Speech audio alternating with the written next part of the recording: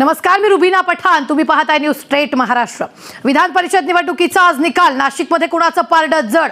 तांबे की पाटील? अमरावतीत रणजित पाटील बाजी मारणार का? औरंगाबाद आणि कोकणची जागा कोण जिंकणार? माझा विजय निश्चित असल्याचं शुभांगी पाटलांनी यावेळी न्यूज स्टेट महाराष्ट्राशी बोलताना म्हटलंय. अमरावतीतील एकूण 265 पोस्टल मतदान, 265 पैकी एक पोस्टल मतदान बाद झालंय. 264 पोस्टल मतांची मोजणी होणार आहे. अमरावतीत रणजित पाटील विरुद्ध धीरज लिंगाडे याची लढत आपल्याला पाहायला मिळते.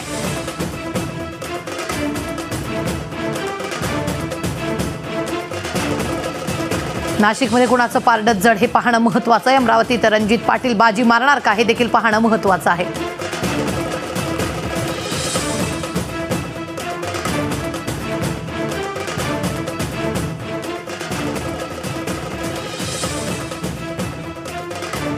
राजकीय विश्लेषक संजय पाकोडे आपल्या बरोबर जोडले गेले. संजयजी, स्वागत आहे न्यूज स्टेट महाराष्ट्रामध्ये. खरं तर विधान परिषदेच्या निवडणुकीचे निकाल जे आहेत ते लागणार आहेत. मतमोजणीला सुरुवात काही ठिकाणी झालेली आहे. काय वाटतंय? अमरावतीबद्दल बोलत असाल तर अमरावतीमध्ये साधारणतः ही जी लढत आहे, ही लढत जरी थेट दिसत असली तरी ही लढत ही तिरंगी झालेली लढत आहे. कारण की याच्यामध्ये डॉक्टर रणजित पाटील विरुद्ध लिंगाडे असं प्रारंभिक चित्र दिसत असलं तरी यामध्ये अरुण सरनाईक नावाचे जे उमेदवार आहे यांनी पण बऱ्यापैकी मतं घेतली असतील असा त्याच्यामध्ये अंदाज आहे. त्यामुळे ही लढत जी आहे ही तिरंगी लढत झालेली आहे आणि तिरंगी लढतीमध्ये काय होईल आता नेमकं सांगता येत नाही. निश्चितच अमरावतीत जर आपण पाहिलं तर रणजित पाटील हे 3दा जिंकलेले आहेत. चौथ्यांदा त्यांच्या विजयाचं नेमकं आपल्याला कसं विश्लेषण करता येईल? रणजित पाटील 3 वेळा नाही, रणजित पाटील आतापर्यंत 2 वेळा त्यांचा विजय झालेला आहे. 2 वेळा सलग ते निवडून आलेले आहेत. आणि बीटी देशमुख हे जे या विधान परिषद मतदारसंघाचे आमदार होते, 30 वर्ष त्यांनी आमदारकी या ठिकाणी होती पदवीधर मतदारसंघामध्ये, त्यांचा त्यांनी पराभव केलेला होता. आणि आता तिसऱ्यांदा ते या निवडणूक रिंगणामध्ये आहे. हे ठीक आहे की त्यांच्या विरुद्ध पक्षामध्ये अंतर्गत धुसफूस होती, अंतर्गत त्यांच्यामध्ये विरोध होता, अँटी इन्कम्बन्सी आहे ते होतं. पण मतदानाच्या दिवशीपर्यंत हे सगळं साधारणतः हे सगळं चित्र दूर होतं आणि त्याचा पक्षांतर्गत विरोध जो आहे हा मावळतो असा आजपर्यंतचा अनुभव आहे. बरं, ठाकरे गटाचे निश्चित एक मिनिट, किशोर तिवारी ठाकरे गटाचे नेते देखील आपल्या बरोबर जोडले गेलेले आहेत. मी त्यांच्याकडे जाते. किशोरजी, शुभांगी पाटलांनी स्वतःचा विजय निश्चितच आहे असा दावा सकाळी न्यूज स्टेट महाराष्ट्राशी बोलताना केलाय. हे बघा, हे पाचही निवडणुका ज्या आहेत त्या निवडणुका अशा झाल्या की यामुळे महाराष्ट्राचा कलच मिळेल. हे बघा, तुम्ही नागपूरच्या पदवीधर मतदारसंघाचा निकाल जसा अनपेक्षित होता तुम्ही बघितलं तर, कारण अभिजित वंजारी यांनी प्रत्येक बुथवर लीड घेतली होती. तर तुम्हाला जरा कॅटेगरीली पाहावं लागेल. मतदारसंघात धीरज लिंगाडे इतक्या मोठ्या प्रमाणात मत घेतील आणि धीरज लिंगाडेसाठी संघटितपणे शिक्षक आणि प्राध्यापकाच्या संघटना आणि कर्मचाऱ्याच्या संघटना काम करत होत्या. या गोष्टी शेवटच्या दिवशी माहीत पडल्या की जुन्या पेन्शनचा मुद्दा खूपच तापला होता. त्याच्यातच अरुण सरनाईकांनी भाजपच्या बालेकिल्ल्यात मतदान घेऊन टाकलं. तर मला वाटतं की सुरुवातीला जेव्हा इलेक्शनचे फॉर्म वगैरे भरण्यात आले तेव्हा रणजित पाटील हे सहज निवडून येतील असं वाटलं. मात्र जेव्हा धीरज लिंगाडे यांच्यासोबत शिवसेना, राष्ट्रवादी आणि काँग्रेस ही सक्रियपणे उतरली आणि त्याच्यानंतर चित्र पुष्कळ बदललेलं आहे. तर मला असे वाटते की अमरावती पदवीधर संघाचा निकाल सुद्धा नागपूर पदवीधर मतदारसंघासारखा अनपेक्षित होऊ शकतो. आता नागपूर शिक्षक मतदारसंघात तर काय झालं की आमचे गाणार सरांनी काय केलं, फार भरताना टोपी घातली की जुनी पेन्शन हवी. तर ते थोडे डिप्लोमॅटिक झाले. पण तिथं सुद्धा झाडे किंवा आमचे गडबाले यांनी रश खूप केला आहे. तर भाजप व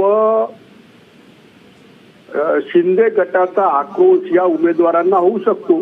आणि मी सांगतो मॅडम की नाशिकमध्ये काय झालं की भाजपने भाडेपट्टीवर उमेदवार घेतला आणि काँग्रेसचा उमेदवार भाडेपट्टीवर घेतल्यामुळे शुभांगी पाटलांना बोलायला खूप चान्स मिळाला आणि काँग्रेस आणि राष्ट्रवादीची मतं ही शुभांगी पाटलाकडे गेली. तसं तुम्ही बघत असाल तर औरंगाबादचा तर विक्रम काळे यांना ती त्यांची जागा आहे, तिकडे बाळाराम पाटील यांनी खूप रश केला होता. तर 5ही मतदारसंघाच्या निवडणुका तुम्ही बघितल्या तर महाराष्ट्रात जे सत्ता परिवर्तन झाले याचा आक्रोश शिकल्या सवरलेल्या लोकांमधून येणार आहे. आणि तांबेनी सत्तेसाठी गद्दारांसोबत जाणं हे त्यांना महाग पडेल असं मला वाटते. मात्र अमरावती पदवीधर संघात धीरज लिंगाडे एवढा रश करेल असं मला वाटलं नव्हतं. कारण त्यांना राम लिंगाडे साहेबांच्याही पुण्याईचा फायदा मिळाला. परंतु आता संजय पाकोडे म्हणतो की अरुण सरनाईकी खूप चालला, तर रणजित पाटलाचा हिशोब तर आत्ताच झालाय. मला वाटते पहिल्या फेरीतच माहीत पडेल की भाजपला हा झटका फार महत्वाचा लागेल. कारण अभिजित वंजारीची निवडणूक जिंकल्यानंतर गाणार यांनाही पुढे अडचणीची गेली असं मला बूथ वाईज दिसत होतं. आता मी तुम्हाला म्हणतो की निवडणुकीचे निकाल हे शिंदे आणि भाजपसाठी त्यांनी जे सत्तांतर करून घेतलं याचा रेफरंडमही राहू शकतात. दुसरं मोदी सरकारच्या चुकीच्या धोरणाचा फटका सुद्धा गाणार सरांसारख्या लोकांना बसू शकतो. रणजित पाटलांना तर फार निवडणूक सहज वाटत होती. मात्र शेवटच्या क्षणी आता संजय म्हणतो की तिरंगी लढा झाला. मात्र मला बुलढाणा आणि यवतमाळ जिल्ह्यात मी बघत आहे तर मला हा लढा लिंगाडे वर्सेस रणजित पाटील हा होता. आणि रणजित पाटलांना जो केक वॉक होता तो फार अवघड झाला आहे. आणि अपक्ष उमेदवार आणि त्याचा घोळ झाल्यामुळे सुधीर तांबेंनाही केक वॉक सत्यजितला थोडासा अवघड झालेला आहे. आणि निवडणुकीचे निकाल थोडेसे भाजपला धक्का देणारे असते मी निश्चितपणे सांगू शकतो. बरं, गोपाल तिवारी देखील आपल्या बरोबर जोडले गेलेत. गोपालजी, स्वागत आहे न्यूज स्टेट महाराष्ट्रामध्ये. आज जर आपण पाहिलं तर सगळीकडूनच एक एक उमेदवाराचं पारडं जड आहे. दुसरीकडे ही लढत जी ती अत्यंत चुरशीची झालेली आहे. 5 मतदारसंघाच्या खरं तर या निवडणुका होत आहेत आणि आपण जर पाहिलं तर सगळ्यांचंच पारडं कुठेतरी जड वाटतंय कोणत्या ना कोणत्या कारणामुळे. तुम्हाला आता नेमकं काय वाटतंय? नाही, आम्ही ज्या पद्धतीने महाविकास आघाडीच्या तिन्ही पक्षांनी ज्या ऐक्याने या निवडणुकीला जसं सामोरं गेलो त्याप्रमाणे आम्हाला पूर्ण विश्वास आहे महाविकास आघाडी समर्थक 5 उमेदवार या ठिकाणी विजय होतील. आणि तिन्ही पक्षाच्या ज्येष्ठ नेत्यांनी अतिशय ऐक्याचं दर्शन या ठिकाणी घडवलं. याच्यात भाजप सत्तेसाठी किती हापापलेला आहे, कुठल्याही स्तराला कसं जाऊ शकतो, लोकांच्या दुसऱ्यांच्या त्या ठिकाणी तोडफोड करून साम दाम दंड भेद वापरून कुठल्याही प्रकारे येन केन प्रकारे सत्ता आपल्या हाताशी पाहिजे अशी त्यांची भूमिका पुन्हा एकदा सिद्ध झालेली आहे. ज्या आमच्या युवा नेता सत्यजित तांबे यांनी फार मोदींच्या पोस्टरला काळं फासलं आणि एक ते अतिशय चांगले पक्षात ते होते, परंतु त्यांच्यावर भाजपने काय त्या ठिकाणी डाव केला, काय जादू केली किंवा कशा पद्धतीने त्यांना वश करायचा प्रयत्न केला हे माहित नाही. परंतु येन केन प्रकारानं कुठल्याही पद्धतीने सत्ता आपल्या हाती राहावी हे अतिशय सत्तेचा अभ्यास. सत्ता ही राजकारणासाठी समाजकारणासाठी वापरली जाते याचा एक आदर्श लोकशाहीमध्ये आहे आणि ते अत्यंत चांगल्या प्रकारे चांगल्या कार्यक्रमाद्वारे आपण करू शकतो. परंतु आपल्याला स्वतःची रेष मोठी करता येत नाही तर दुसऱ्याची रेष कशी लहान करायची ही भाजपची नीती दिसून आली आहे. या विधान परिषदेच्या निकालावरनं पुढे विधान परिषदेचे सभापती उपसभापती याविषयी देखील राजकारण फार डेलिकेट होणार आहे. म्हणून त्या पद्धतीने त्यांनी रणनीती करतायत आणि किती तुम्ही त्यांना त्यांच्यावर टीका करा परंतु तरी सुद्धा ते स्वअस्मिता पक्षाची पार्टी विथ डिफरन्स म्हणवणारे आणि स्वतःच्या पक्षाच्या प्रसंगी निष्ठावान कार्यकर्त्यांना डावलून बरं. दुसऱ्याकडनं येणाऱ्या पक्षाच्या उमेदवारांना ते रेड कार्पेट टाकतायत, पायघड्या टाकतायत. त्यामुळे आम्हाला एक खंत आहे निश्चित सत्यजित तांबे सारखा एक चांगला पक्षाचा कार्यकर्ता अशा या प्रवृत्तींच्या हाती लागू नये म्हणून याची नक्की खंत वाटते. परंतु आता ते जर सगळ्या पद्धतीने असे प्रयत्न करायला लागले असतील तर आता जनताच त्या ठिकाणी योग्य उत्तर देईल आणि व्यक्तिगत संबंधांवर, कामावर, धोरणावर आणि आता जसे किशोरजी तिवारींनी महाविकास आघाडीची भूमिका एक प्रकारे त्या ठिकाणी मांडलेलीच आहे. त्यामुळे महाविकास आघाडीचे 5 उमेदवार आम्हाला विजय होण्याची आम्हाला अपेक्षा आहे. बरं, गणेश खणकर देखील आपल्या बरोबर जोडले गेले. गणेशजी, स्वागत आहे न्यूज स्टेट महाराष्ट्रमध्ये. काहीही झालं तरी सत्ता ही आमच्याच हाती राहिली पाहिजे यासाठी भाजप वारंवार प्रयत्नशील असतं का?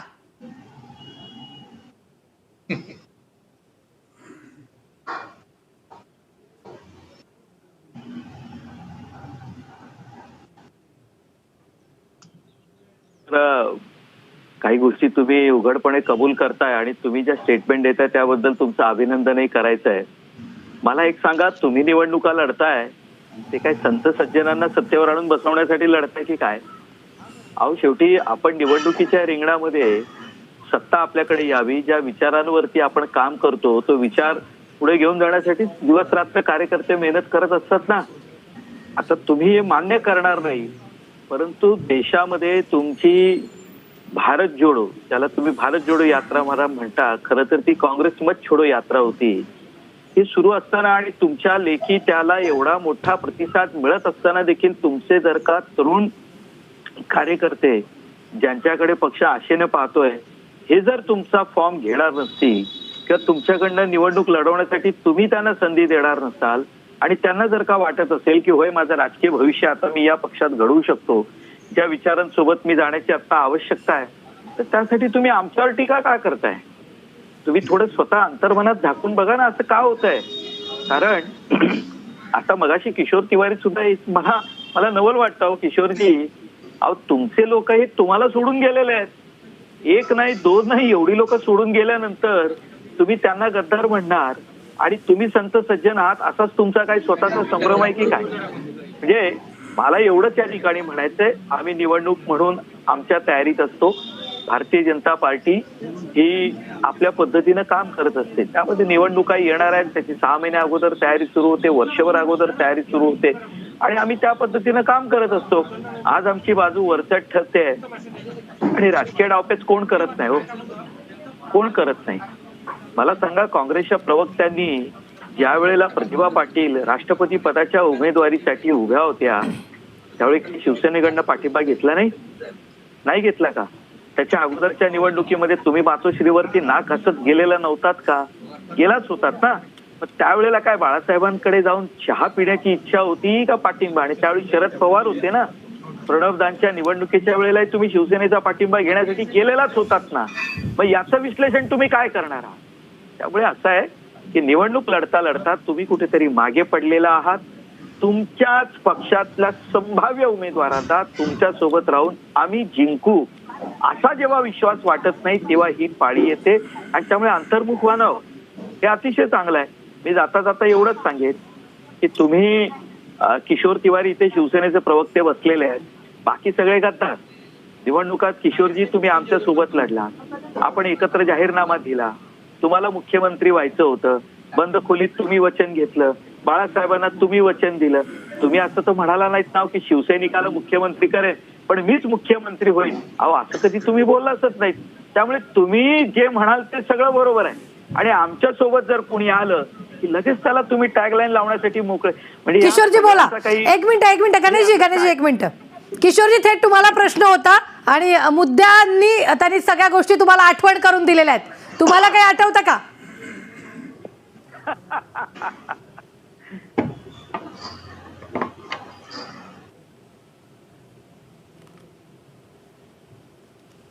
की आम्ही राजीनामा द्यायला पाहिजे होता. उद्धवजींनी कबूल केलं जेव्हा आम्ही भाजप सोबत निवडणूक लढली आणि भाजपला आम्ही चाट दिली तेव्हा. तर भाजपनी जे आम्ही राजीनामा द्यायला पाहिजे होता आणि निवडणुकीला समोर जावं होतं. मात्र जेव्हा भाजपने 40 आमदार आणि 13 खासदार घेतले त्यावेळेस तो आदर्श पाळला नाही आणि सत्यजित तांबे यांना लपून छपून पाठिंबा देण्यामुळे तुमच्या तिथला भाजपचे ज्यांनी तयारी केली, ज्यांनी ग्रॅज्युएट कॉन्स्टिट्युन्सीमध्ये नोंदणी केली, त्या लोकांनी मातोश्रीवर आमच्याकडे आले. ते आता तुम्हाला त्याचा फटका किती बसतो हे 4-5 तासात तुम्हाला माहित पडेल. बरं मी तुम्हाला किशोरजी, मी तुमच्याकडे पुन्हा येते. हा किशोरजी, मी तुमच्याकडे पुन्हा येते. अगदी 1 सेकंदासाठी थांबवते. पुन्हा मी जाते गोपाळजींकडे. गोपाळजी, गणेशजींनी एक महत्वाचा मुद्दा यात मांडला की जेव्हा उमेदवाराला असं वाटायला लागतं की आपण आता जिंकून येणार नाही, मग उमेदवार जे ते दुसऱ्या पक्षात जातात किंवा दुसऱ्या पक्षाचा पाठिंबा घेतात. मग सत्यजित तांबेंना असं वाटलं होतं का की जर मी काँग्रेसचं तिकीट घेऊन किंवा पुढे आलो आणि मी जिंकलो नाही तर, असं कुठेतरी त्यांना वाटलं होतं का? नाही, असं नाहीये. त्यांना दोन्ही पर्याय म्हणजे त्यांना किंवा डॉक्टर सुधीरजींना पक्षाकडे आपली बाजू मांडायची पर्याय होते. ते पक्षाने तो निर्णय घेतलेला आहे. यांनी कशा पद्धतीने बाजू मांडली, पक्षाने कशा पद्धतीने विचार केला, हा सगळा आता भूतकाळ झालेला आहे. आता असं आहे की आमचे मित्र गणेश खंडकर म्हणतात की त्या राष्ट्रपती पदाच्या निवडणुकीकरता जेव्हा प्रतिभाताई पाटील यांना उमेदवारी दिली तेव्हा आम्ही बाळासाहेब ठाकरेंकडे गेलो. ही राष्ट्रपती पदाची निवडणूक होती हो, आणि महाराष्ट्राची एक महिला, तिचं माहेर महाराष्ट्रात आहे आणि त्या महिलेला जर एक पहिल्यांदा संधी मिळत असेल महाराष्ट्राची महिला, तर ते एक अस्मितेची गोष्ट आहे ना. आणि शिवसेनेची प्रादेशिक पक्ष म्हणजे छत्रपती शिवाजी महाराज आणि हिंदुत्व आणि महाराष्ट्राची अस्मिता हा त्यांचा अजेंडा आहे. मग त्याविषयी जर महाराष्ट्राच्या अस्मितेच्या माध्यमातून आम्ही त्यांच्याकडे गेलो तर चूक काय? आणि त्या निवडणुकीची ह्याची तुलनाच होऊ शकत नाही ना. त्यामुळे आता अशा पद्धतीने त्याची याला उपमा देणं हे सर्वस्वी चुकीचं आहे. ती राष्ट्रपती पदाची निवडणूक होती आणि त्यांनी त्यावेळेला पण भाजपने एका महिलेला उमेदवारी दिलेली असताना मात्र त्या ठिकाणी बिनविरोध निवडणूक केलेली नाही, हे पण मला त्या अनुषंगानं सांगायचंय. बरं, मुद्दा असा आहे की ह्या सगळ्या गोष्टी आता समोर येतातच आहे. थोड्या वेळातच आपल्याला दूध का दूध पाणी का पाणी होईल. बरं, आणि निकाल आल्यावरच जास्त बोलणं मला वाटतं संयुक्तिक ठरेल याविषयी. एक प्रश्न मला ऍड करायचा. बोला. मला गणेशला विचारायचं आहे की त्यांना तसा अभिजित वंजारीच्या निवडणुकीत किंवा नागपूर ग्रॅज्युएट कॉन्स्टिट्युन्सीमध्ये झटका बसला होता, असे 5 मधून त्यांचे किती निवडून येतील गणेश सांगितलं. गणेश, तुम्ही भाडेपट्टीवर घेतलेले लोक किंवा तुम्ही तुमची जुन्या पेशंटची भूमिका बदलल्यानंतरचे तुमचे कॅन्डिडेट याच्यामधून किती पडतील हे तर सांगा मला. का तुम्ही म्हणाल 5च्या 5 निवडून येतात म्हणून? बोला ना. तुमच्याकडे 5 जागा नव्हत्या बरं, तुमच्याकडे 3च जागा होत्या. बोला गणेशजी, बोला. किशोरजी, तुम्ही सारखं भाडेपट्टी हा शब्द तुम्ही मला वापरताय. मला तुम्हाला एकच सांगायचं, तुम्ही वयाने ज्येष्ठ आहात आणि आपण चर्चेला बसलेलो आहोत. किमान तुमच्याकडे मी आदरानं पाहतो, तुम्ही संजय राऊत नाही हा त्याची मला पूर्ण खात्री आहे. आणि गोपाळराव सुद्धा गेली अनेक वर्ष आम्ही चर्चेमध्ये बसत असताना एक चर्चेमध्ये ते सहभागी होत असतात. असं आहे की तुम्ही जेव्हा भाडेपट्टी हा शब्द जेव्हा वापरता तेव्हा मी जर हा शब्द तुम्हाला वापरला की गेली 2.5 वर्ष उद्धव ठाकरेंनी भाडेपट्टीने मुख्यमंत्री पद आपला स्वतःचा पक्ष घाण ठेवून राष्ट्रवादी आणि काँग्रेसकडनं घेतला होता, तर तुमच्या जिवारी लागेलो. कुठला आचार आणि कुठला विचार घेऊन तुम्ही त्यांच्यासोबत गेला होता? काय त्याच्या मागचा तर्क? बाळासाहेबांना तुम्ही वचन दिलेलं ते काय बंद नाही? माझं उत्तर ऐका. मी तुम्हाला आता सांगतो, आपण चर्चेला बसलेला आहात तेव्हा आम्ही शिवसेनेच्या संदर्भात गद्दार, भाडेपट्टी, तांबडी सोनू हे शब्द नाही वापरत अजिबात. एक चर्चेची एक मर्यादा आहे. त्यामुळे मी तुम्हाला अपेक्षा व्यक्त करेन की तुम्ही आमच्याशी त्याच पद्धतीने चर्चा करावी. मी तुम्हाला आज हेही सांगेन की चर्चा सुरू होत असताना मी भारतीय जनता पार्टीचा महाराष्ट्राचा प्रवक्ता म्हणून सांगतो की आम्ही 5च्या 5 जागा जिंकणार आम्ही जिंकण्यासाठी निवडणूक लढली आहे. पराभव झाला तर तो स्वीकारायचा असतो. पराभव झाला त्याचं चिंतन करायचं असतं. तो का झाला याच्यावरती विचार करायचा असतो. विजयानं उतू मातू जायचं नसतं आणि पराभवानं गोपाळजी खचून जायचं नसतं. आणि तिसरं दुसऱ्याच्या पाठीत खंजीर खूप असताना बंद खोलीत वचन दिलं म्हणून जगापुढे खोटं बोलून आपलं घोडं दामटायचं नसतं. बरं किशोरजी, आता मी तुमच्याकडे अगदी 1 सेकंदात येते. संजयजी, मी तुमच्याकडे येते. तुम्हाला मगासपासून काहीतरी बोलायचंय. बोला संजयजी, बोला. मला गणेशजींना एक विचारायचं आहे. गणेशजी, बघा, तुम्ही म्हणता की 5ही जागा महाराष्ट्रातल्या तुम्ही जिंकू असा दावा करतायत. तुम्ही जिंकाल याच्याबद्दल वाद नाही. तुम्हाला तेवढी खात्री आहे म्हणून तुम्ही बोलताय. पण मला माझ्या एका प्रश्नाचं उत्तर द्या फक्त, की 2 वर्षांपूर्वी जी नागपुरात निवडणूक झाली होती, अगदी देवेंद्र फडणवीसचे वडील गंगाधरराव फडणवीस यांच्यापासूनचा जो भाजपचा बालेकिल्ला होता आणि मतदारसंघ होता, गडकरी त्यानंतर त्या ठिकाणी आमदार होते विधान परिषदेचे, अनिल सोले आमदार होते. पण इतक्या वर्षीचा म्हणजे मतदारसंघ हा 40-50 वर्षाची जो इतिहास होता मतदारसंघाचा, की जो भाजपकडे होता, तो एका झटक्यात अभिजित वंजारी यांनी जिंकला. अभिजित वंजारी जिंकतील असे हे नव्हती. मग असे बदल महाराष्ट्रात होऊ शकत नाहीत का? तुम्हाला काय वाटतं याच्यानुसार, की अभिजित वंजारी सारखा एक युवा तरुण जर एवढा मोठा भाजपचा अभेद्य बालेकिल्ला, ज्या ठिकाणी राष्ट्रीय स्वयंसेवक संघाचं मुख्यालय आहे, त्या ठिकाणची निवडणूक अतिशय शिस्तबद्ध पद्धतीने होते, त्या ठिकाणी जर अभिजित वंजारी सारखा उमेदवार, काँग्रेसचा उमेदवार निवडून येऊ शकतो, तर बाकीच्या ठिकाणी हे का नाही होऊ शकत? या ठिकाणी अमरावतीमध्ये सुद्धा पदवीधर मतदारसंघामध्ये भारतीय जनता पक्षाच्या उमेदवाराविरुद्ध अनरेस्ट होती, अँटी इन्कम्पन्सी होती, अंतर्गत धुसफूस होती, अकोल्यामध्ये सुद्धा होती. अशीच परिस्थिती बाकीच्या ठिकाणी आहे. तर या ठिकाणी तुम्ही एवढे कॉन्फिडंट का आहात की निवडून येऊन? मला गणेशजी थोडं बोलले तर बरं होईल. बोला गणेशजी, तुम्हाला प्रश्न आहे. तुम्ही त्या निवडणुकीचा संदर्भ देऊन मला प्रश्न विचारलात. स्वाभाविक आहे, त्या निवडणुकीत आमचा पराभव झाला आणि मी खुल्या दिलानं तो स्वीकार केला. त्या पराभवामध्ये मला एक कल्पना आहे की बॅलेटने मतदान होतं, पण ईव्हीएमच्या मशीनमध्ये घोटाळा होता म्हणून आम्ही काही आरोप विरोप केला नाही. तो पराभव आम्ही स्वीकारला. त्याच्यावरती मोठ्या प्रमाणावरती चिंतन केलं की नेमकं आमचं कुठं चुकलं. तुम्ही जे म्हणताय याची मला पूर्ण जाणीव आहे. गणेशजी, ते मतदान ईव्हीएम वर नव्हतं, ते मतदान सुद्धा पसंती क्रमाचंच मतदान होतं. पूर्ण ऐकून घेतलं, माझं पूर्ण ऐकलं तर तुम्हाला कळेल मी काय म्हणालो. मी ईव्हीएम म्हटलेलं नाही. मी हे म्हटलं की ते मतदान पोस्टलने होतं. पण जो आरोप नेहमी केला जातो, यात घोळ झाला, तो घोळ झाला, आम्ही असा कुठलाही आरोप न करता तो पराभव आम्ही स्वीकारला. माझं म्हणणं पहिलं नीट ऐकून घ्या. आम्ही पराभवाची कारणं दिलेली नाही. उमेदवार आम्ही दिला होता. आणि तुम्ही जे म्हणालात की देवेंद्र फडणवीसांचे, आमचे आदरणीय मुख्यमंत्र्यांचे वडील त्या मतदारसंघामधनही आमदार होते. तो मतदारसंघ आमच्याकडनं गेला. तो मतदारसंघ का गेला याच्यावरती आम्ही चिंतनही केलं. आणि अशा चुका भविष्यात होऊ नयेत म्हणून जे करण्याची आवश्यकता होती ते पक्षानं केलं. भारतीय जनता, म्हणून मी मागाशी एक वाक्य बोललो की जर तुम्ही नीट ऐकलं असेल तर विजय जिंकलो म्हणून उतू मातू जायचं नसतं आणि पराभव झाला म्हणून खचूनही जायचं नसतं. होय, जिंकलो का याची कारणं शोधली पाहिजेत.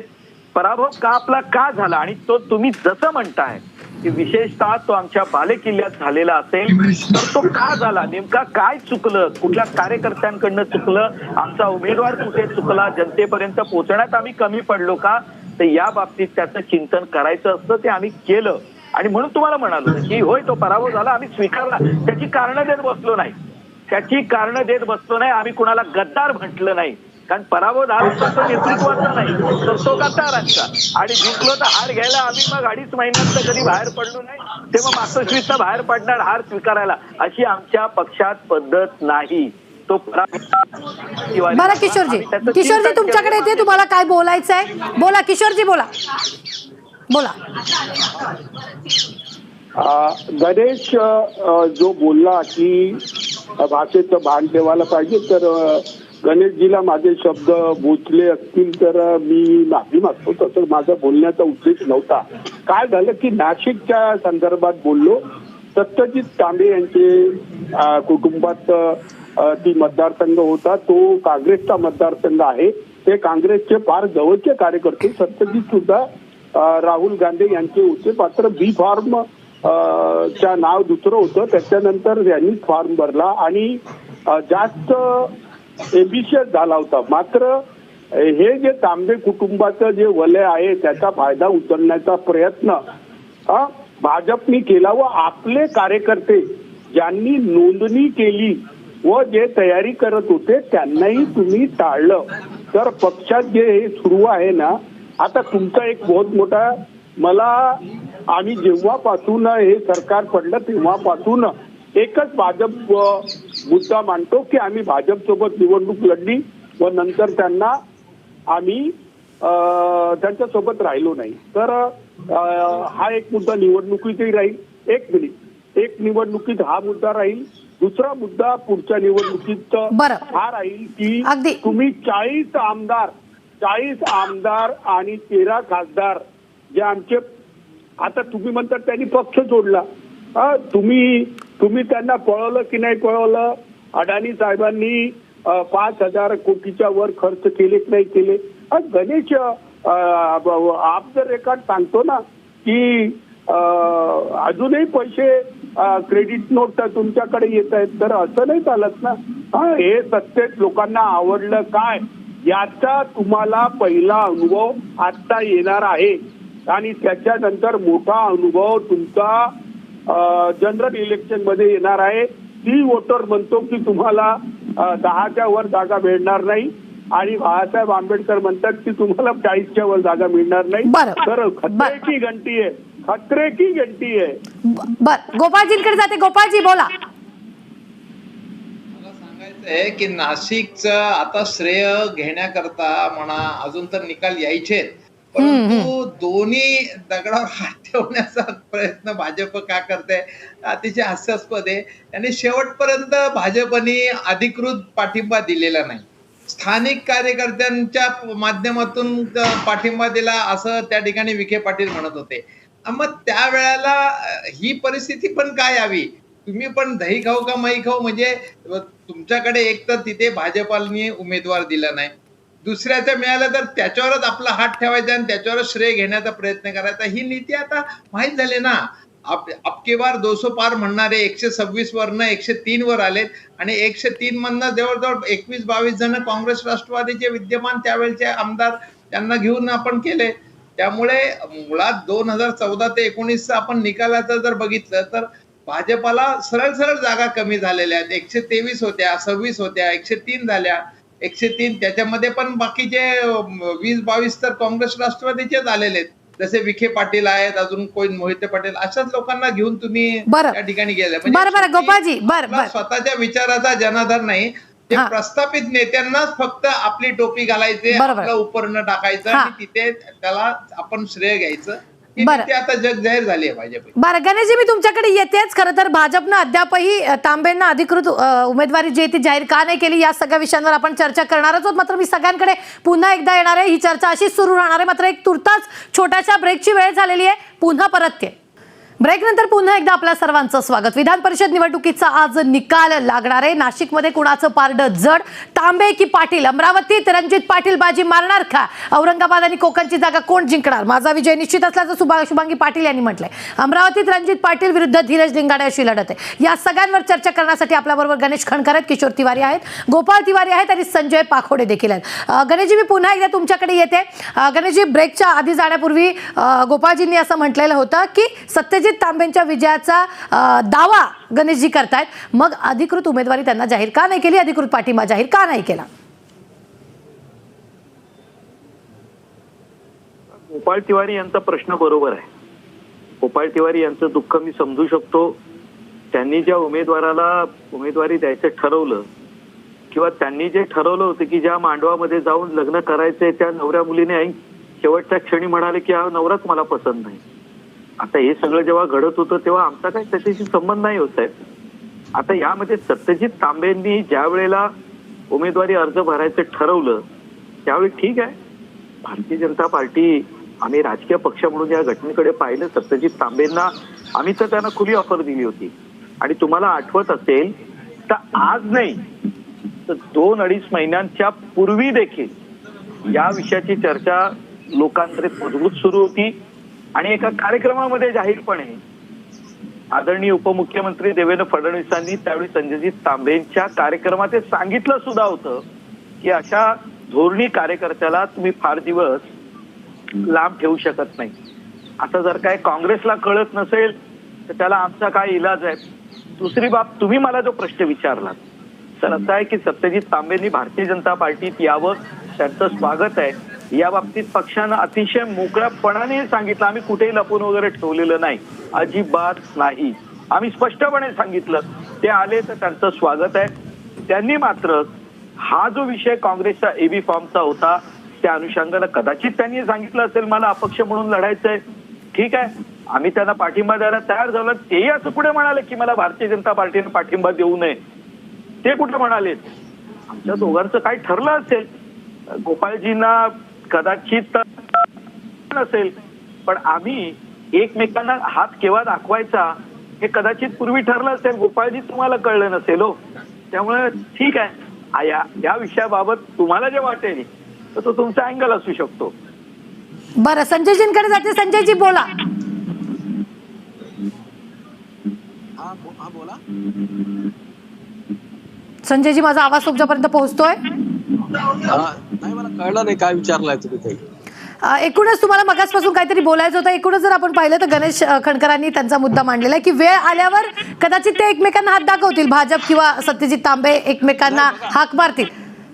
नाही, सत्यजित तांबे यांना जर एबी फॉर्म 1 दिवस आधी मिळालेला आहे, त्यांच्या वडिलांकडे एबी फॉर्म आहे, हे सगळं असताना मग त्यांनी एबी फॉर्म का लावला नाही, हा मूळ मुद्दा. याचं उत्तर सत्यजित तांबेने अजूनपर्यंत दिलेलं नाही. या ठिकाणी त्या दिवशी अमरावतीला नाना पटोले होते, त्यांना सुद्धा हे माहिती नव्हतं की सत्यजित तांबेंनी एबी फॉर्म लावलेला नाही. जेव्हा की एबी फॉर्म निश्चित हा प्रश्न मी तुमच्याकडे येऊन विचारते. जर सत्यजित तांबेंनी एबी फॉर्म का लावलेला नाही याचं उत्तर पहिले त्यांनी द्यावं. कारण सत्यजित तांबेंनी ज्या अर्थी एबी फॉर्म लावला नाही त्या अर्थी सत्यजित तांबेंना कुठून तरी आश्वासन मिळालेलं असेल, कुठून तरी त्यांना. हो, त्यांनी मान्य केलं त्यांनी म्हटलं की हे ठरलेलं असेल, कदाचित वेळ आल्यावर त्यांना हात दाखवायचे असतील असं म्हटलं की त्यांनी. मला वाटतं किशोर तिवारी याच्यावर चांगलं सांगू शकतील की का सत्यजित तांबेंनी एबी फॉर्म लावला नाही आणि मग यांनी काय केलं महाविकास आघाडीच्या त्यामध्ये. बरं किशोरजी बोला, तुमच्याकडे प्रश्न टाकला हा. गणेश, तुम्ही कोणाला गोळ्या घेता, कोणाला ईडीची नोटीस पाठवता याची मला माहिती नसते. मात्र गणेश तुम्हाला सांगतो की मी तुम्हाला स्पष्ट सांगतो की माझ्या मते गाणार सोडून सगळ्या तुमच्या जागा पडतील. गाणार हे सुद्धा टफ मध्ये फसले आहे, पण गाणार यांच्या PR चा फायदा त्यांना मिळेल, त्यांच्या विनम्रतेचा फायदा मिळेल आणि ते सरकारच्या धोरणाविरुद्ध भांडतात म्हणून त्यांचा फायदा मिळेल, हे मला बरं वाटलं. मात्र गाणार सुद्धा भाजपच्या अवकृपेमुळे लोकांची जी अवकृपा भाजपवर आहे. कारण मी सांगतो तुम्हाला गणेश, तुम्हाला 10 वर्ष केंद्रात होत आहे, महाराष्ट्रात तुम्हाला आता 7.5 वर्ष होतील आणि मधात आम्ही 2.5 वर्ष होतो. आम्ही काही चुकीचं केलं असेल, आमची सत्ता आणि भ्रष्टाचार केला असेल तर लोक आम्हाला माफ करणार नाहीत. मात्र तुम्ही समजू शकता की नागपूर सारख्या जागेवर दिवाकर जोशी यांचा मुलगा जो नागपूरचा महापौर होता, अशा संजय जोशीला एकाही बूथवर लीड न मिळणे आणि अभिजित वंजारीला बंपर यश मिळणे, तसंच काही झालं ना अमरावतीत तर मला आश्चर्य वाटणार नाही. कारण लिंगाडेंना जे अनपेक्षित मतदान झालं, काही सेंटरवर अरुण सरनाईकांना बंबाट मतदान झालं, याच्यामुळे रणजित पाटील मागच्या 2 दिवसापासून चिंतेत आहे. आणि तुम्ही जर बघाल तर औरंगाबादच्या जागेवरही काही वाद झालेला नाही आणि शुभांगी पाटलांनी जी मुसुंडी मारली आहे, कारण ज्या लोकांची मानसिकता काँग्रेसला मतदान करायची होती ते लोक अशा ज्यांनी ऐन वेळेवर पक्षांनी तिकीट दिल्यानंतरही स्वतःच्या महत्वाकांक्षा बाजूला समोर ठेवून त्यांनी पक्षाचं तिकीट नाकारलं. तर आता बघू ना महाविकास आघाडी ह्या समीकरणाला सुदान लोकांचा किती पाठिंबा आहे याचा निकाल लागेल. मात्र मी गणेशला विचारतो, उद्या रात्री, आज रात्री किंवा उद्या सकाळपर्यंत काय निकाल राहतील? 5 मधून किती जागा या शिंदे सरकारकडे जातील? तुम्ही बोला ना, तुम्ही बोला. मी तर स्पष्ट बोलतोय की 4-1 होणार आहे. आता तुम्ही बोलून दाखवा गणेश, किती कॉन्फिडन्स आहे तुला? कारण मी काही त्या भाडेपट्टी वगैरे बोलले ते सगळे शब्द मी परत घेतो, कारण बरोबर नसते ते. सकाळी उठायचं आणि वादग्रस्त बोलायचं, अपमानास्पद बोलायचं, हे मलाही आवडत नाही. बरं, आणि बोला गणेशजी, बोला. एक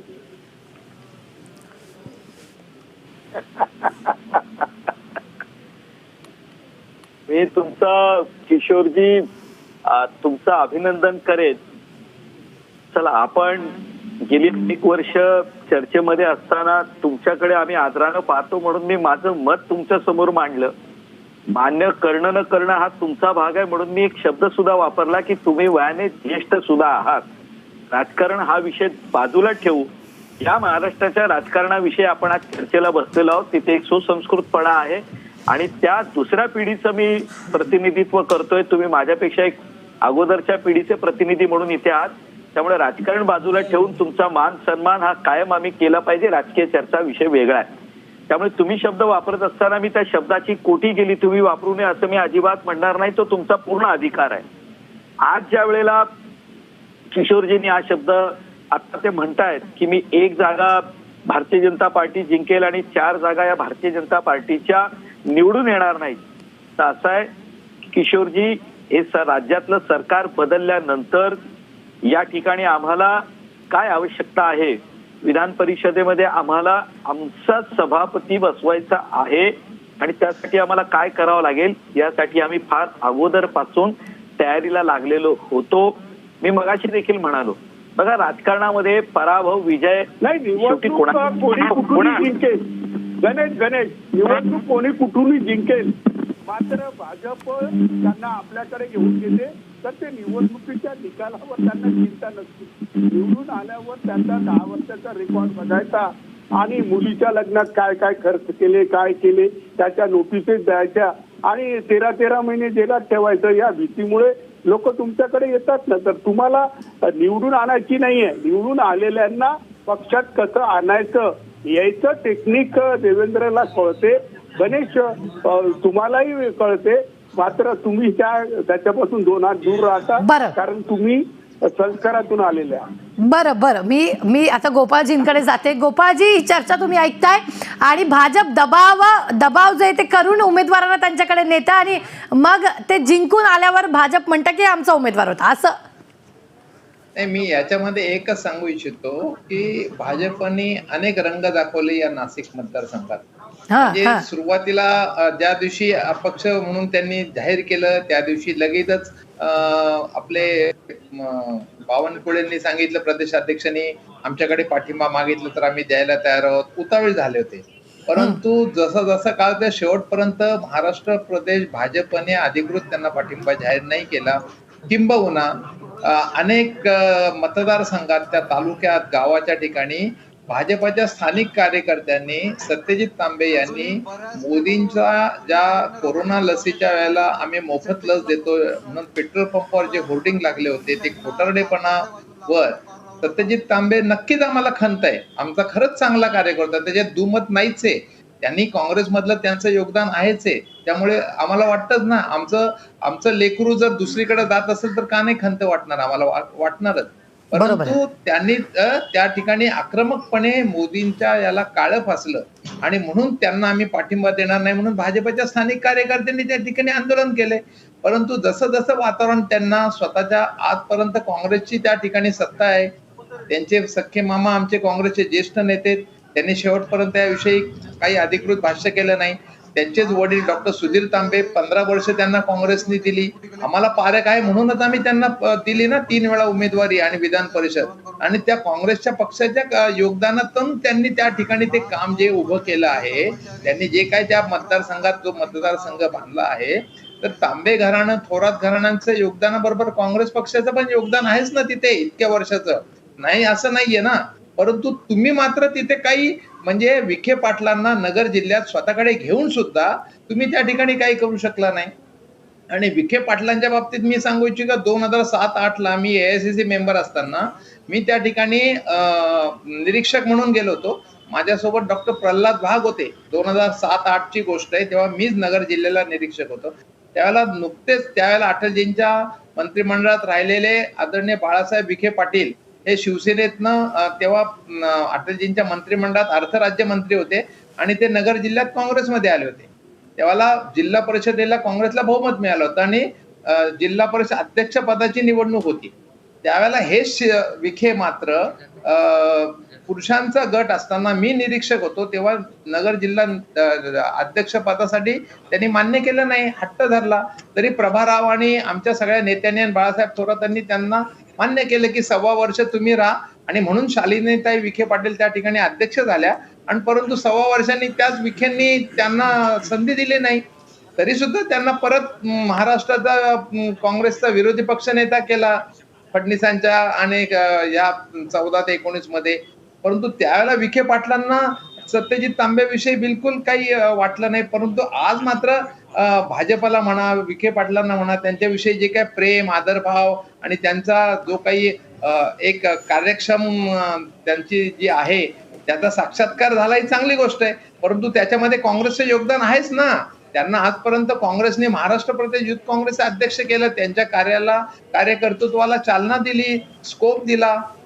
त्यामुळे भाजप मात्र शेवटपर्यंत शेवटचे एक दिवस अगदी तेव्हा विखे पाटील म्हटले की आम्ही स्थानिक पातळीवर पाठिंबा देतो. काही ठिकाणी पाठिंबा दिला, काही ठिकाणी निदर्शनं केलं. हे असं संमिश्र आहे. उद्या निवडून आले तर म्हणायचं आमच्याच पाठिंबावर आले असं. गणेशजी पटतंय का? गणेशजी पटतंय का?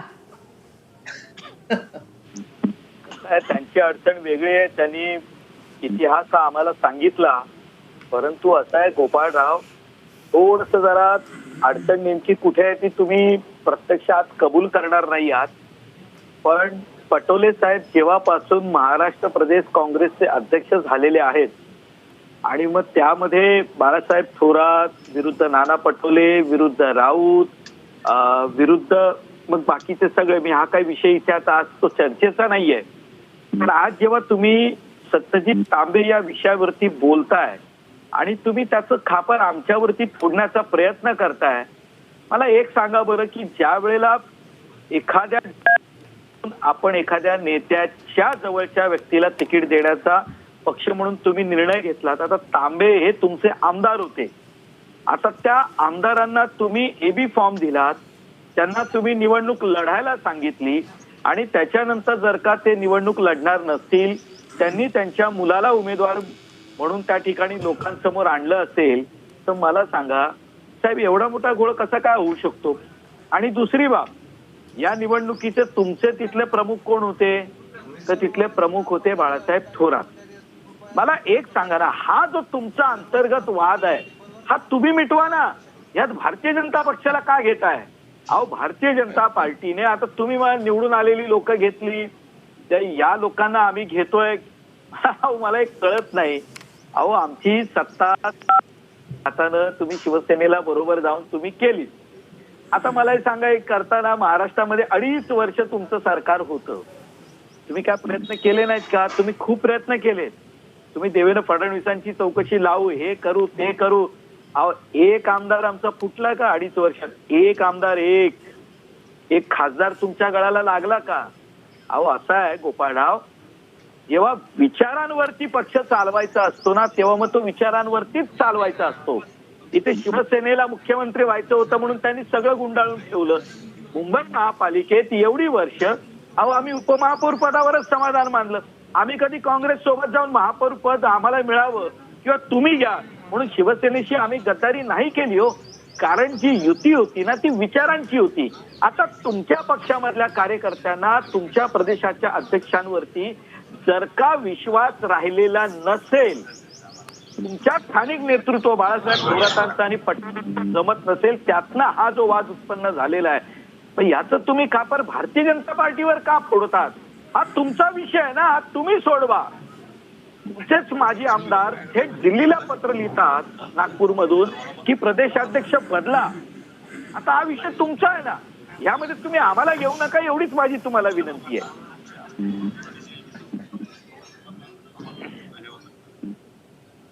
बोला बोला गोपालजी, आता बोला. नाही, मला आमच्या गणेशजींना मला सांगायचं आहे की मुद्दा असा आहे ना की ह्याविषयी जो काही प्रदेश काँग्रेस, अखिल भारतीय काँग्रेस, खरगे साहेब, थोरात साहेब, पक्षांचा आमचा निर्णय आहे ना, त्याविषयी त्यांनी योग्य भाष्य केलंय आणि त्या पद्धतीने योग्य टिकेट केली. मला एक सांगायचं, अजून एक आमची समाधानाची बाब हीच आहे की सत्यजित तांबे भाजपमध्ये गेलेले नाहीयेत ना अजून सुद्धा, यांनी एवढा प्रयत्न करून सुद्धा. ही एक त्यातल्या त्यात बरीच बाजू आमची.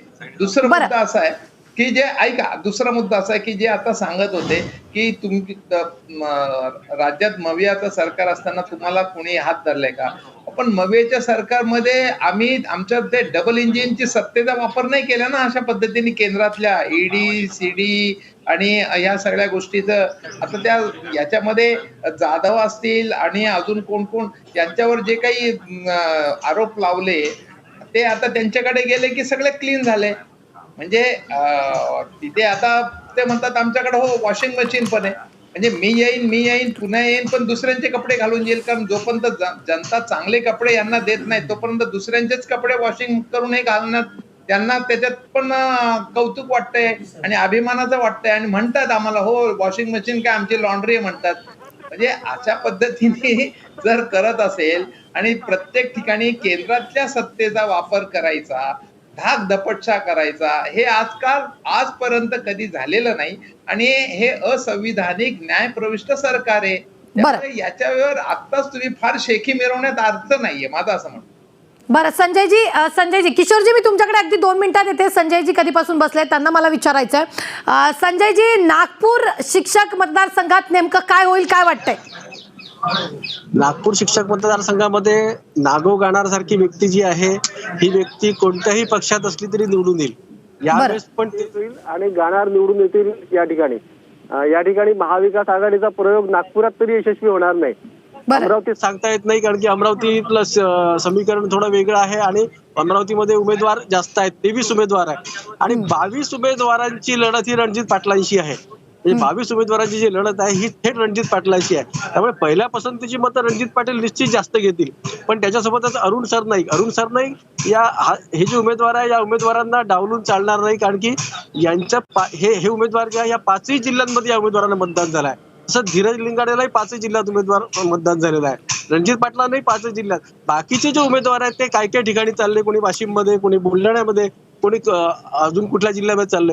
पण हे जे 3 उमेदवार आहेत, अरुण सरनाईक, धीरज लिंगाडे आणि रणजित पाटील, हे 3ही उमेदवार हे 5ही जिल्ह्यांमध्ये समसमान चाललेले आहेत असं वाटते. आणि याच्यातील खेळ असा आहे की दुसऱ्या क्रमांकाची मतं जी आहे, दुसऱ्या क्रमांकाच्या मतांवरच या ठिकाणी विजय निश्चित होईल. कारण पहिल्या क्रमांकाची मतं साधारणतः 1,02,000 मतदान झालेलं आहे आणि वैध अवैध अजून तर ठरायचं आहे, त्याला संध्याकाळ होईल. पण साधारणतः 50,000 मतं ही पहिल्या पसंतीची पाहिजे पहिल्या फेरीमध्ये. तर मला तरी असं वाटत नाही की पहिल्या फेरीमध्ये 50,000 मतं कोणत्याही उमेदवाराला मिळतील. त्याच्यामध्ये निश्चितच दुसरी फेरी येईल आणि दुसरी फेरी जेव्हा येईल तेव्हा दुसऱ्या फेरीमध्ये दुसऱ्या पसंतीचे जे मतं आहे या मतांचा खेळ कसा होतो यावर याचा विजय राहील. तुम्ही राज्यसभेमध्ये च्या निवडणुकीमध्ये बघितलं असेल की भाजपचे फक्त 2च खासदार निवडून जाऊ शकत होते, पण तरीही त्या ठिकाणी दुसऱ्या क्रमांकाच्या मतांचा खेळ झाला आणि 3 खासदार त्या ठिकाणी निवडून गेले. तर असं या ठिकाणी सुद्धा होऊ शकतं आणि चित्र काहीही होऊ शकतं. पण नागपूरमध्ये मात्र नागो गाणारच्या व्यतिरिक्त दुसरा कुठला उमेदवार निवडून येणार नाही असं मला वाटतं. बरं, मी आता किशोर यांच्याकडे जाते. किशोरजी, तुम्ही पाहिलेलं आहे की गणेशजी काय म्हणालेले आहेत. या सगळ्यांमधून नागपुरात महाविकास आघाडीचा प्रयोग यशस्वी होणार नाही असं संजयजींनी म्हटलेलं आहे. काय नेमकं मत आहे? नाही, गाणार यांच्याबद्दल आपुलकी ठेवणारा मोठा वर्ग आहे आणि ते दलित समाजातून येतात आणि ते चांगले कार्यकर्ते आहे. मात्र भाजपच्या जुनी पेन्शन विरोधी देवेंद्र फडणवीस यांच्या मोठ्या स्टेटमेंटमुळे गाणार अडचणीत येतील असं बोलणारे एक वर्ग आहे. झाडे साहेबांनी सगळीकडे बूथ लावले होते. तर सर्व जे हे उभे आहेत यांच्या वडिलांची पुण्याही आहे. मात्र मी एक सांगतो की गणेश खानकर यांनी म्हटलं की नीती, धर्म, चारित्र्य, आता भाजपनी हे सगळं सोडलं आहे हे त्यांनी कबूल करायला पाहिजे ना. मला ज्यांनी पैसे दिले तेही बोलतात की आम्हाला पैसे दिल्यानंतरच आम्ही गेलो. तर सगळ्या लोकांनी पक्षनिष्ठा ही विष्ठा केली. याचं कारण होतं पैसे आणि ईडीचा इंगा. तर इंगेवर केलं तर आज भाजप जो सत्तेत आहे त्याच्यात नैतिकतेचा विषय नाही. सत्यजित तांबेंना त्यांचं वडील निवडून आले ते त्यांचं इलेक्ट्रिकल मेरिट आहे म्हणून गणेश त्यांना तुम्ही पाठिंबा देऊन वापरण्याचा प्रयत्न करता. जसं गोपालजींनी म्हणाले की तुमचे 23 नाही गोपालजी एकूण 42 आहे.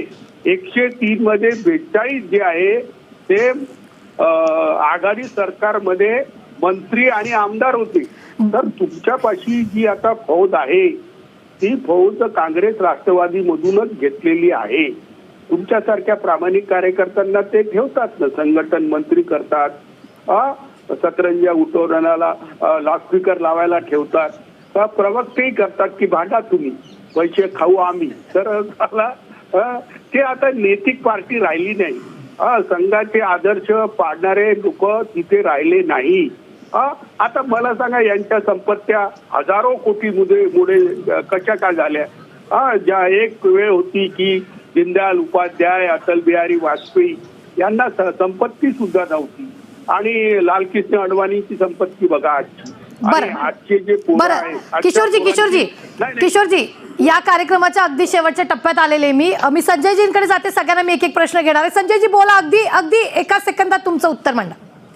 बघा जुनी पेन्शन योजना जी चालली आहे की जुन्या पेन्शन योजनेवर जर खरोखर मतदान झालं असेल आणि जुनी पेन्शन योजना जर डोळ्यापुढे ठेवून मतदारांनी मतदान केलं असेल, शिक्षकांनी मतदान केलं असेल तर या मतदानाचा फायदा नेहमीच आतापर्यंत नाही सत्ताधारी पक्षाला झालेला आहे. केंद्रात भाजपचं सरकार आहे. बरं अगदी संजयजी तुम्हाला दिवसभर चर्चेसाठी सगळ्यांनाच ठेवणार आहे आणि चर्चा ही आता दिवसभर सुरू राहणार आहे कारण निकाल लागायला रात्र होणार आहे. या सगळ्यांचे ताजे अपडेटचे न्यूज स्टेट महाराष्ट्र तुमच्यापर्यंत पोहोचवणार आहे. मात्र या सगळ्या चर्चेदरम्यान आपल्या बरोबर जोडले गेलेले होते गणेशजी, खूप खूप धन्यवाद. आणि गोपाळजी खूप धन्यवाद, किशोरजी खूप धन्यवाद, संजयजी खूप धन्यवाद. दिवसभर जे आहेत ते याचे प्रत्येक अपडेट जे आहेत ते विधान परिषदेच्या निकालाचे तुमच्यापर्यंत न्यूज स्टेट महाराष्ट्र पोहोचवणार आहे. तुर्तास बुलेटिनमध्ये वेळ झालेली आहे. इथेच थांबण्याची